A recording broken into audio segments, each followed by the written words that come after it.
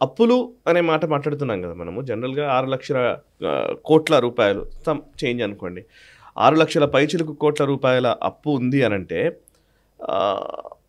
తెలంగాణకి ఇది చాలా భారము. ప్రతి మనిషి పైన ఒక 1,69,000 రూపాయలు ప్రతి మనిషి పైన ఉన్నట్టు అనేది మనం చెప్తున్నమాట.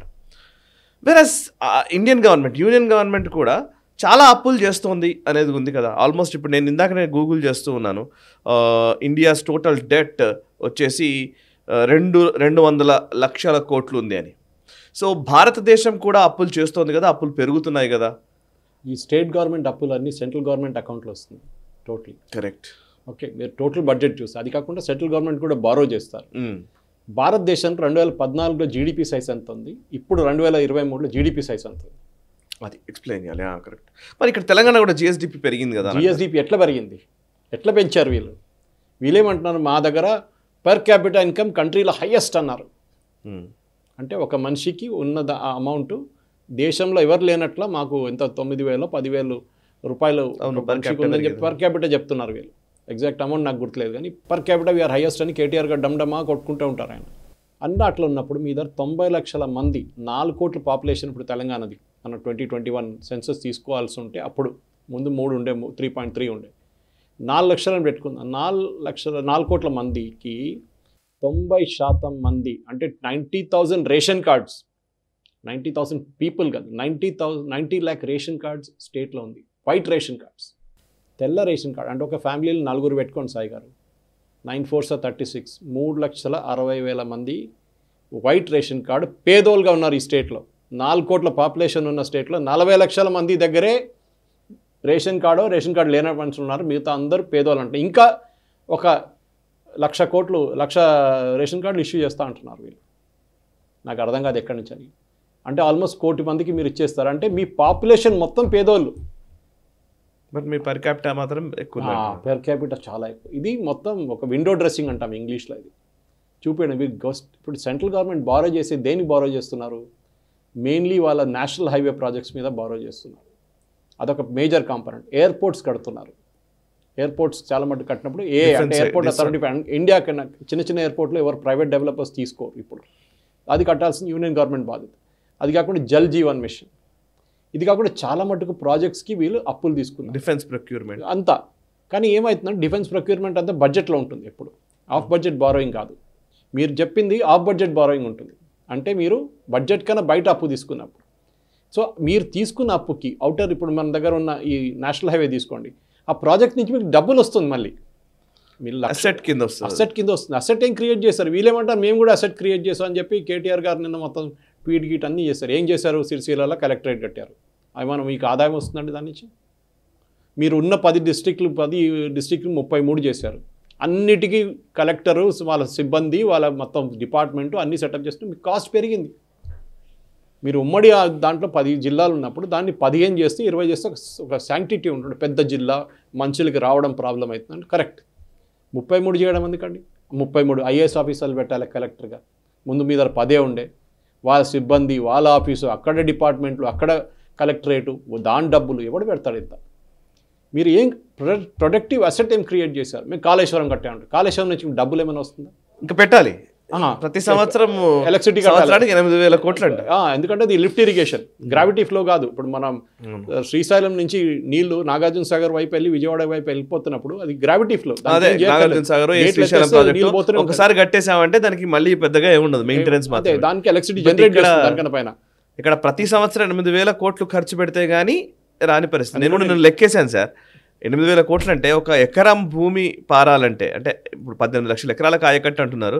ఒక ఎకరం పైన కాళేశ్వరం కింద నీళ్ళు వస్తే కనుక, కాళేశ్వరంని బేస్ చేసుకునే కనుక ఆయకట్టు ఉంటే కనుక ఒక ఎకరం పైన 50,000 నుంచి 60,000 రూపాయలు ఓన్లీ ప్రభుత్వం ఖర్చు చేస్తుంది. 50,000 నుంచి 60,000 రూపాయలు ఒక ఎకరం మీద ఖర్చు అవుతుందనంటే రిటర్న్ ఏంటి? మీరు అదంటున్నారు. Civil supplies corporation Uttam Kumar Reddy గారు అసెంబ్లీ ఇచ్చిన స్టేట్మెంట్ 2015-19లో లాస్ట్ ఆడిట్ జరిగింది. మనం ఇప్పుడు 23లో ఉన్నాం.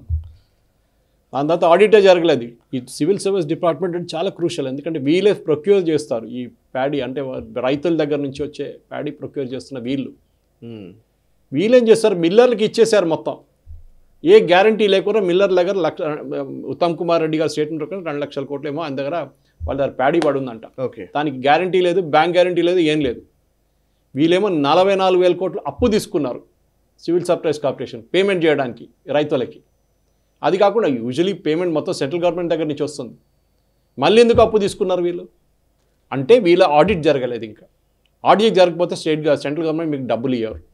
మీరు ఆడిట్ ప్రొడ్యూస్ చేయాల్సి మీకు ఎంత వచ్చింది, మీకు రైతులు ఎంత ఇచ్చారు, మీరు దాన్ని మిల్లర్కి ఇచ్చిన తర్వాత దానికైతే బియ్యం ఎంత వచ్చింది మీకు బయట, అంటే బ్రోకన్ ఎంత, మంచి బియ్యం ఎంత, అంతా సార్ట్అవుట్ చేయాల్సి వస్తుంది. చేయలేదు. సో ఈ శ్వేతపత్రం అనేది నాన్ ఎండింగ్ మహాభారతం లాగా ఉంటుంది ఇది. ఎందుకంటే చాలా అంశాలు వస్తాయి అందులో, చాలా అంశాలు వస్తాయి. ఇప్పుడు ఇది మన దగ్గర ఉన్న 45 పేజీల డాక్యుమెంట్ కాదు, దీనికన్నా చాలా ఎక్కువ ఉంటుంది. సో ఈ స్టేట్ గవర్నమెంట్ ఇక్కడ మనం అన్ని చూసాం. విండో డ్రెస్సింగ్ చేసినప్పుడు ఈ లాస్ట్ 10 సంవత్సరాల్లో ఆడుకున్నారు. అది అన్ని గవర్నమెంట్లు అంతే. ఇప్పుడు మనం ఈ వీళ్ళని ఒక్కరిని తప్పు పెట్టలేదు, కానీ మిగతా గవర్నమెంట్స్ వాళ్ళకి రీపేమెంట్ కెపాసిటీ ఉంది, వీళ్ళకి రీపేమెంట్ కెపాసిటీ లేదు. దానికన్నా ఎక్కువ బారో చేసుకున్నారు. కాళేశ్వరం ప్రాజెక్ట్ 80,000 కోట్ల నుంచి మొదలై ఇప్పుడు 140,000 వచ్చి ఇంకా కాలేదంటున్నారు. దానిలో కూడా మేడిగడ తగ్గిపోయింది, అక్కడ మళ్ళీ ఏం చేస్తారో తెలియదు, అది ఇంకో ప్రాజెక్ట్ అని. సో ఈ అప్పులు ఎప్పుడు తీసుకున్నప్పుడు మనం చూస్తుంటాం, మనం చాలామంది సూసైడ్ చేస్తుంటారు మనుషులు. పర్సనల్ లోన్ తీసుకొని కట్టలేకపోతారు, యాప్లో నుంచి లోన్ తీసుకొని కట్టలేకపోతారు. అదే పరిస్థితి స్టేట్ గవర్నమెంట్ ఉంది ఇక్కడ. తీసుకున్నారు అప్పులు కానీ కట్టలేకపోతున్నారు. ఇది ఎక్కడ ఎండ్ అవుతుంది సాయి గారు? నేను రాసిస్తాను మీకు. రేవంత్ రెడ్డి గారు ఇవి 2 స్కీములు ఇంప్లిమెంట్ చేశారు. ఏది బస్సులో ఫ్రీ రైడు అని చెప్పి అదంతా చేశారు మహిళలకి. కానీ ఆయన అన్నిటికంటే పెద్ద టెస్ట్ రాబోతుంది. 2 లక్షల రైతులకు రుణమాఫీ అని చెప్పారు. దానికి ఆయన అనౌన్స్ చేస్తే సరిపోదు, బ్యాంకులో డబ్బులు కట్టాలి. వీళ్ళు ఎక్కడి నుంచి అప్పు తీసుకున్నారు? కొంతమంది ఫార్మర్స్ 2 లక్షలు కాదు 4 లక్షలు 5 లక్షలు కూడా తీసుకుని ఉంటారు రైతులు.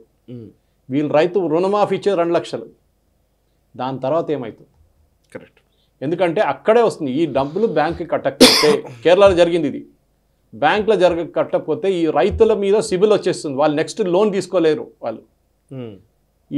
ఇది మన చిన్న బస్సులకి ఫ్రీ రైడు అదంతా చాలా చిన్న. ఇంకో రెండోది ఎలక్ట్రిసిటీది 200 యూనిట్ ఫ్రీ, అది ట్రాన్స్కోకి డబ్బులు ఇవ్వాల్సి వస్తుంది. మీరు మీ కన్జంప్షన్ డబుల్ అయిపోతుంది, ఇప్పుడున్న కన్జంప్షన్ కన్నా డబుల్ అయిపోతుంది. ఢిల్లీ గవర్నమెంట్ మొన్న పోయిన నెలలో మీరు అవుట్ చేయండి, అందరు ఇన్కమ్ ట్యాక్స్ కడుతున్న వాళ్ళు చాలా డబ్బులు ఉన్న ఢిల్లీలో మీరు అందరూ ఈ యూనిట్ ఎందుకు ఫ్రీ తీసుకుంటారు ఎలక్ట్రిసిటీ అంటే ఎవడు అగ్రీ చేయలేదండి. 99% మంది మళ్ళీ మాకు సబ్సిడీ కావాలని రాసిచ్చారు. ఏది మర్సిడీస్ బెంజ్లో తిరుగుతున్నాడు, పెద్ద పెద్ద కార్లు తిరుగుతూ పెద్ద పెద్ద ఇల్లు ఉన్న వాళ్ళు కూడా మాకు ఫ్రీ కరెంట్ కావాలంటున్నారు. ఆలోచించండి. కరెక్ట్. ఇది ఎక్కడ వెళ్ళి ఎండ్ అవుతుందో మనకు తెలియదు.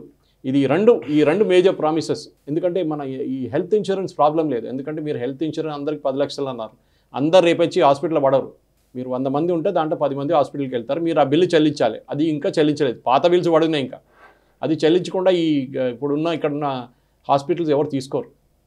సో అది మేజర్ ఇష్యూ కాబోతుంది. సో ఇది ఫస్ట్ ఈ రుణమాఫీ, నెక్స్ట్ ఎలక్ట్రిసిటీ ఫ్రీ, ఈ 2 పెద్ద ఇష్యూ అవుతాయి. దానికోసం ముందే రేవంత్ రెడ్డి గారు ఒక ఎక్స్క్యూజ్గా ఇన్సూరెన్స్ తీసుకున్నారు.